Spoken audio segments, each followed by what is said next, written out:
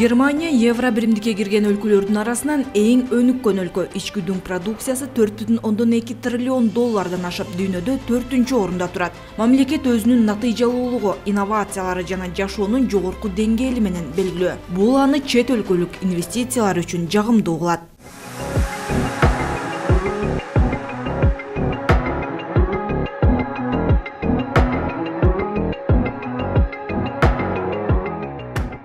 Аталган өлкө Кыргызстан үчүн евро биримдиктеги негизги соода өнөктөш. Мурдараак товар алмашуулардын көлөмү төмөн болуп келсе, акыркы жылдары алакка жаңы деңгээлге чыгууда. Муну сандар далилдеп турат. Өлкөлөр ортосундагы соода жүгүртүү акыркы жылдары дээрлик 5,5 эсеге өстү. 2023 жылдын аягында биздин жалпы товар оборотубуз Германия менен 429 миллион доллардан көбүрөөк болду. Азыркы учурда импортты карасак, импорт болбосо фармацевтический продукция, автомобилдер жана башка оборудованиялар. Биздин негизги экспорттун продукциясы бул айыл чарба продукциясы.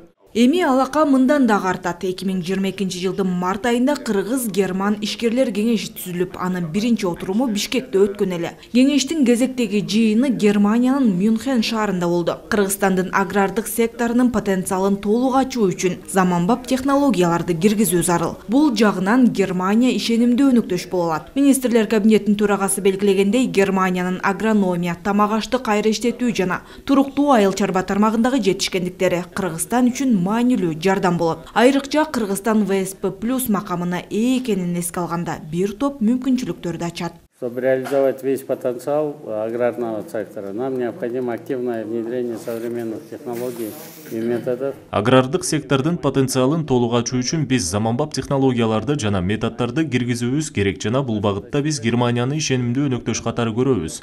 ВСП+ режиминин иштеши биздин айыл чарба продукцияларынын Европа биримдигинин рыногуна экспорттоо үчүн жаңы мүмкүнчүлүктөрдү ачат жана биз өндүрүш көлөмүн көбөйтүүгө жана продукциянын сапатын жакшыртууга мүмкүндүк берген биргелешкен долбоорлорду түзүүгө ачыкпыз. Биз инвесторлор үчүн ачык айкын жана жагымдуу шарттарды түзүүгө, ошондой эле келишимдик укуктук базаны өркүндөтүүгө умтулабыз. Бул биздин кызматташуубузду мүмкүн болушунча натыйжалуу кылат. Кыргыз-Герман ишкерлер кеңеши эки өлкөнүн биргелешкен жаңы долбоорлорун ишке ашырууга жана бекем өнөктөштүк мамилелерге негиз болууда. Азыркы тапта биргелешкен ишканалардын саны 180ден ашты. Бул чек эмес. Акыркы бир жыл ичинде эле эки өлкөнүн бизнес коомчулугу 3-чү рет бир аянтка чогулду. Анын натыйжасы конкреттүү ишке ашып жаткан экономикалык долбоорлор. Это торговля, промышленность, сельское хозяйство, туризм, энергетика, образование и услуги. Соода, өнөр жай, айыл чарба, туризм, энергетика, билим берүү жана тейлөө тармактарында 180ден ашык биргелешкен Кыргыз-Герман ишканалары иштеп жатат. Акыркы бир жыл ичинде Гамбургда өткөн биринчи Кыргыз-Герман бизнес форумунан бери Кыргызстан менен Германиянын мамилеси чыңдалып, кызматташууну тереңдетүүгө эки тараптын кызыкчылыгы пайда болду. Биз эл аралык өнөктөштөр менен өз ара пайдалуу кызматташууга ачык, таптакыр жаңы Кыргызстанды курууну каалайбыз. Өлкөнүн экономикасын өнүктүрүү жана ири инфраструктуралык долбоорлорду ишке ашыруу үчүн инвестиция керек. Кыргызстан амбициялуу пландарды ишке ашырууда. Министрлер кабинетинин төрагасы Герман ишкерлерин ага активдүү катышууга чакырды. Кызматташтыктын бардык жылдарында Германиядан $0,5 миллиард жакын түз инвестиция келген. Началась реализация флагманского проекта в сфере энергетики, строительство Камбаратинской ГЭС-1.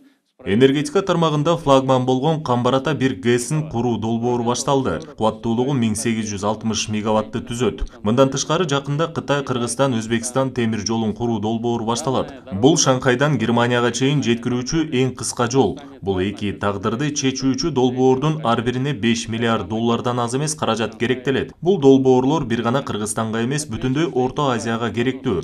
Биз максатты ишке ашырууда Герман технологияларын колдонууга даярбыз. Кыргыз-Герман кызматташтыгынын бекемделүүсүнө өлкөдө жүргүзүлүп жаткан ири реформалар негиз болууда. Анткени президент бир нече жыл мурда инвесторлорго таптакыр жаңы мамиле түзүүнү жарыялаган. Бул багытта өлкө башчынын атайын жарлыгы да бар. Мыйзамга кескин өзгөртүүлөр киргизилип, инвесторлор үчүн салыктык жеңилдиктер берилген. В спорных ситуациях мы будем прежде всего исходить из доброжелательного понимания «инвестор всегда прав». Биз талаштуу жагдайларда биринчи кезекте тескерисинче далилденгенге чейин инвестор ар дайым туура деген түшүнүктү карманабыз. Жаңы инвестициялык саясатты колдоо максатында инвесторлордун ишенимин жогорулатууга, жагымдуу инвестициялык климатты жана бизнес чөйрөсүн түзүүгө, анын ичинде менчикти коргоого багытталган ченемдик укуктук актылардын комплекси кабыл алынды. Инвесторлор өлкө жетекчилигине жана министрлер кабинетине 24 саат бою күнү-түнү эркин кирип чыга алат. Кыргызстан Германия кызматташтыгынын келечектүү багыттары айыл чарба, энергетика жана туризм экенин экономисттер белгилешет. Бул өз ара аракеттенүү Кыргызстанга берилген ВСП+ макамынын негизинде да ишке ашырылат. Өлкөнүн Германияда гана эмес, евро биримдиктин башка өлкөлөрүндө да рынокко чыгууга жакшы мүмкүнчүлүктөрү бар. Экономикада локомотив деп койсок болот, ошол Европаны. Анан Европа эмнеси менен күчтүү деп айтсак болот. Бул деген ар кандай колдонгон технологиялары, анан өндүрүштөрү, бизден көрүп атпайбызбы, баягы дүйнөлүк эң мыкты брендтердин баардыгы ошол Германияда иштелип чыгат да. Мисалы былтыр биздин тышкы соодабыз Германия менен 420 миллион доллардан өйдө болуп атат. Бул деген мурунку жылдарга салыштырмалуу 138%га өйдөрөөк болуп атат. Демек бул деген өнүгүп аткан кез. 2025 жылдын жайында Кыргызстанда Германиянын экономика күнүн өткөрүү пландалууда. Бул иш-чара Гамбургдагы, Франкфурт на Майнедеги жана Мюнхендеги Кыргызстандын экономика күндөрүнүн позитивдүү уландысы болот. Мындай жолугушуулар келечекке коюлган пландарды жеринде сүйлөшүүгө эң сонун мүмкүнчүлүктөрдү түзөт.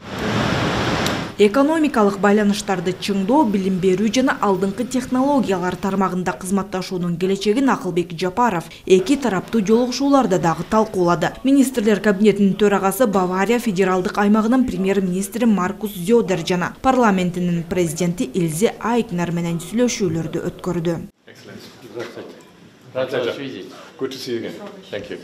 Германиянын алдыңкы финансылык институту болуп саналган АК банк өлкөнүн экономикасын өнүктүрүүгө багытталган долбоорлорду колдоого даяр. Бул тууралуу Акылбек Жапаров менен жолугушууда АК банктын башкаруучу директору Марк Венчик белгиледи. 2023 жылдын жыйынтыгы менен аталган банктын капиталы 300 миллион доллардан ашып, активдери дээрлик 4,5 миллиард долларды чапчыган. Валтнер Холдинг компаниясы Мюнхен университетинин лабораториясын кеңири спектрдеги изилдөөлөрдү жүргүзүү үчүн акыркы технологиялар менен жабдып берген. Азыр Акылман президенттик мектебинин лабораториялык класстары долбоорлоо жана өндүрүш баскычында. Мындан тышкары Кыргызстандын 5 университети үчүн химия жана физика лабораторияларын кайра жабдуу боюнча пилоттук долбоорлор ишке ашат. Ал үчүн ар бирине 1 миллион доллар бөлүнөт. Белгилей кетсек, Кыргызстан региондо биринчилерден болуп билим берүү тармагында Google Education менен кызматташууну жолго койгон.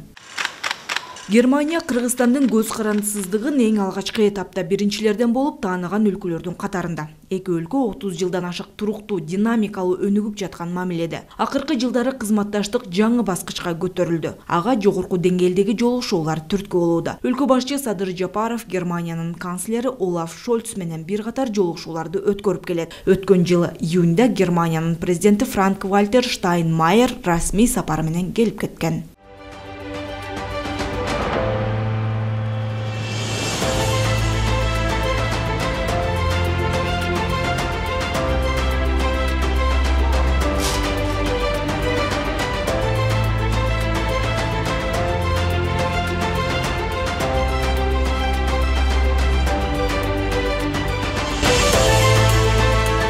Кыргыз-Герман кызматташтыгынын актуалдуу маселелери, экономикалык кызматташууну кеңейтүү, экология жана климаттын өзгөрүшү боюнча сүйлөшүүлөр быйыл сентябрда орун алды. Жалпысынан алганда Германия менен Кыргызстандын өз ара пайдалуу кызматташуусу күн санап бекемделүүдө. Бактыгүл Султанбек кызы, Бекжан Токтосунов, Ала Тоо 24 жума жыйынтыгы.